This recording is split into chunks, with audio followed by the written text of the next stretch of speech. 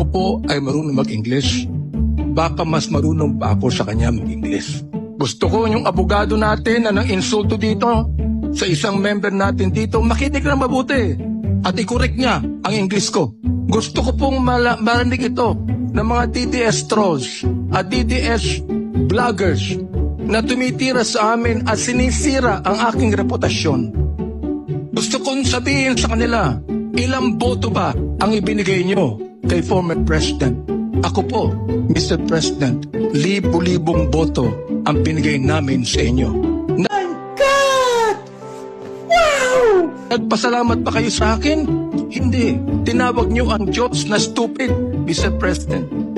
Tinanggap po namin yan sa pagkayo Pangulo, Mr. President. And I do not want you to go to hell.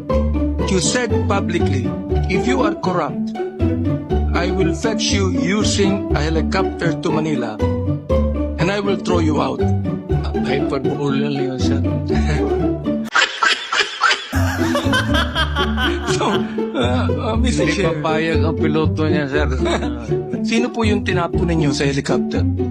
Sinabi niyo po eh. Paano mo itapon niya, sir? Buksan mo pa yung